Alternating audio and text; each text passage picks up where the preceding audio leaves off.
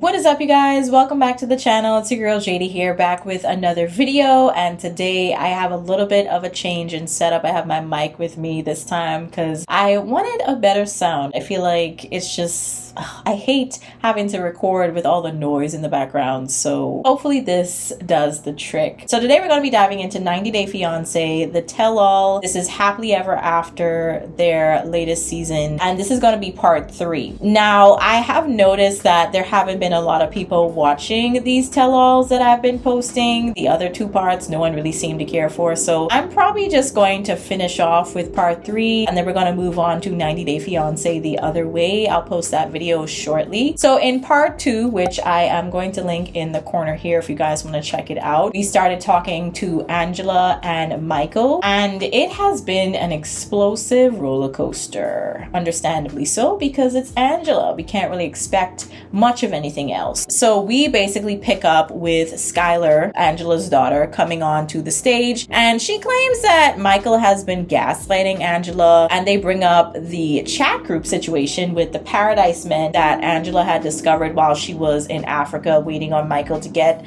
some response in terms of a visa. And people see how she kind of treated him when she found out that information about the chat, and it wasn't nice. Obviously, her throwing a drink in Michael's face, even at one point during their conversation, it was like, ma'am, it's really not that deep for you to be freaking out on that level. Calm down. The other foreign spouses, they kind of open up about being a part of similar chat groups. I think Thais and Sophie were the ones that spoke about how they were in chat groups where they were getting information in terms of like how to file certain things, what to put in certain sections in terms of like their forms and information and stuff. But I think that obviously Angela reacting in the way that she did was expected, but at the same time it's like wasn't warranted because she didn't even let him explain. So after Michael goes to the US, he ends up getting his visa and all that. That's when Angela in the actual episodes decided to hire a private investigator, and that's when they bring the private investigator onto the show. His name is Todd, and he starts talking about how he looked into Michael and how he had more information about a girl named Cheetah. Apparently this is the same person that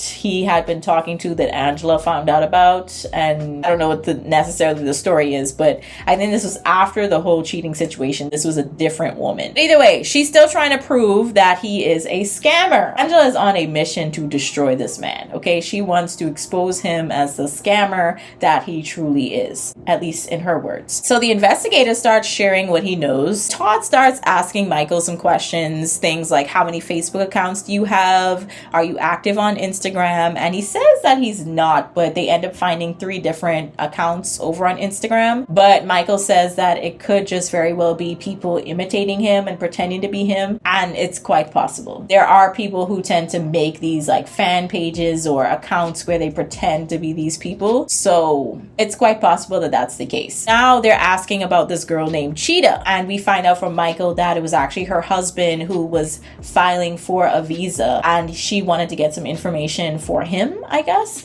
But Angela was saying that she never knew there was a husband involved. It seemed like it was just more so the woman by herself. So I don't know what to believe. That's what was being said from Michael, but Angela was saying something different. Now, Angela was saying that there was a family friend that Michael knew for a number of years that he was talking to off and on, and she saw these messages, I guess, and she said to Gino and Jasmine that she was actually trying to reach out to Gino as well, but she doesn't really have any actual evidence of that, so I don't know what she was talking about there. Todd does not think that Michael has been doing anything questionable. Angela still believes that Michael is a liar, and she walks off. But Skylar says that she thinks that Angela, her mom, should trust Michael, but she should leave him anyway. And I just think that doesn't really make sense. But she was saying that her mom and Michael don't really have much of a relationship. And it's kind of understandable why there is no relationship, why they're not intimate with each other, because Angela acts the way that she does all the time. And I think Skylar just was not acknowledging that at all. Todd also couldn't really find anything to make him seem like a scammer. He couldn't really find a reason as to why Angela wouldn't necessarily trust Michael. So Michael is pretty much vindicated. Finally, after all these years of Angela saying all this stuff, he is vindicated. Obviously, Angela, she's still really perturbed about it. They go on a break from filming, and everyone's talking about how even after the proof came out, that she was basically still wilding out about pretty much nothing. Skylar thinks that Michael still tricked her mom into marrying him to get him over to the US, and now he's trying to get ready to leave, basically. And I'm like, yeah, I would leave too. I would leave. Even if I actually loved this person, I would leave. If that person is treating me the way that Angela treats Michael, heck yeah, I would leave that relationship too.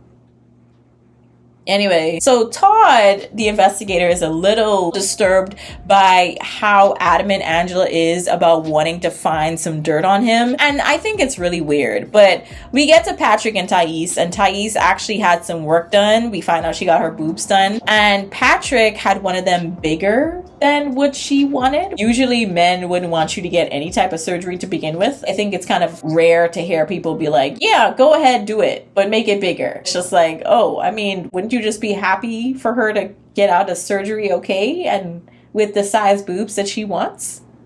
Anyway, but moving on. So Thais is not ready, we find out, to have more kids, and that becomes another topic of conversation for them because Patrick definitely wants more, or at least until they have a boy. He wants a boy, he wants a son, and I feel like that's most men. They want sons. It seems as though they've just been doing the pull-out method, and I'm surprised that Thais hasn't really gotten pregnant yet, but more than likely she's on some type of like birth control or something, because if they're just doing the pull-out method, she would have probably been pregnant by now. They're now in Miami. They moved to Miami from Vegas, and she has constant tracking of Patrick's location, and a lot of people were saying that it seems as though she just doesn't trust Patrick. But regardless, I would want to know where my man is, not necessarily because of trust issues, but just because of safety. I'd want to make sure like he's good, he's in a safe place. It's not necessarily because I'm like in my head, you know, like what is he doing? Like, is he cheating on me? Like, no, it's not that deep. When they start talking about their trip to Brazil is when things get interesting, because they invite John on the stage and how he's been treating Thais. Thais starts getting a little bit emotional about him not really saying hi when she walks into their home, and Patrick just kind of stayed quiet. People were just like, yeah, you need to defend your wife, you know? And I kind of do agree, but I don't think it was like that serious. But I can understand why, if you're not being acknowledged, how that could make you feel a ways. I get that. I totally get it. So I do think that, you know, in some ways, yeah, he should be like, listen, John, when you come into my house, you're gonna have to acknowledge me and my wife. They start talking about their trip to Brazil also, and how things escalated between John and one of Thais's friends. And I can understand in that situation, yeah, John did get a little crazy calling her a SLUT. But I thought that with regards to him, that the friend didn't necessarily make it an okay environment. She just kind of came for him, and it was the first time she ever met him. Now, they also spoke about moving to Brazil possibly because Thais, naturally, she has her family there. She has more support there. She doesn't really know anybody in Miami like that. And I can totally understand why she would consider moving back to Brazil, and why Patrick would be like, yeah, let's go. You know what I mean? Because if she could have more support, she'd probably feel more likely to have more kids. So he'll do just about anything to have more kids. Let's move on to Rob and Sophie. So their situation is pretty much all over the place. We find out that Rob is going to be leaving to go back to LA, and Sophie isn't even sure if she's going to be leaving to go with him. That's the crazy part. I'm like, okay, so why are y'all still married? It's like they're still separated, but they're hanging out. They're not in the same house. They're obviously not being intimate. They're not having sex. So it's just like, what are we doing here? They would bring up how Rob would have these little nitpicky things with regards to Sophie, and how he just never really was romantic with her. It just seemed as though she just had to ask him to literally, in the show, she literally asked him to just be nice to her, and he couldn't even do that. But I find it interesting that when they start talking to Sophie about her issues, and how obviously her not being in the home with Rob is not helping the situation, and they start talking about her side of things, and also how she didn't actually tell him or disclose to him that she had slept with women in the past, because she did come out as bisexual on the show to Rob. Rob Rob hears for the first time that she had actually slept with women, because she reveals that to Kay. And obviously that's not a good feeling on Rob's end. He feels as though his partner is keeping things away from him. And everybody else brings up how wrong that is. And as soon as Sophie feels cornered,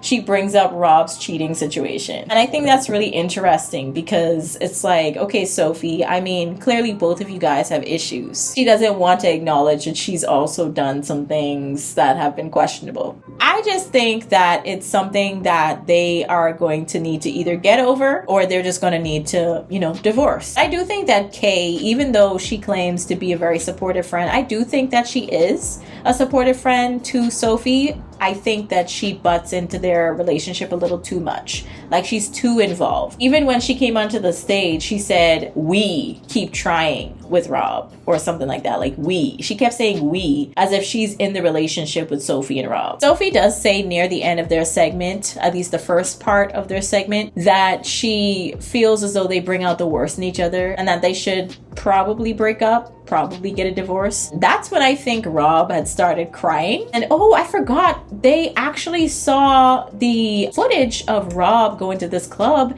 and he didn't outrightly say to this woman who was clearly very interested in him, he didn't outrightly say like, "Hey, I'm married." He just said, "I'm in a complicated situation right now." And I'm like, what does that mean? You're married, Rob? And I had an issue with that. As soon as I saw that episode, I was like, wow, this guy can't be serious. Sophie got emotional about that, because that looked really bad. But at the same time, again, it was when Sophie wasn't living in the house with him. They weren't having sex. There was no intimacy between them. And he just feels as though, with her constantly telling him, go ahead, be in a relationship with someone else, that she's telling him to just go be free. So they get back to the mansion. Ed, he's making drinks. They're discussing Ed and Sophie. That's when they kind of realized that Angela wasn't there. She had stormed out after the segment, the whole investigator thing. And she didn't come to the mansion either. Michael didn't come to the mansion. So it was really quiet. And that's when everybody, or at least some of them, decided to go out to the hot tub. But then when Sophie and Rob got in the hot tub is when they started discussing their relationship, their marriage, and the whole cheating situation. That comes up yet again. And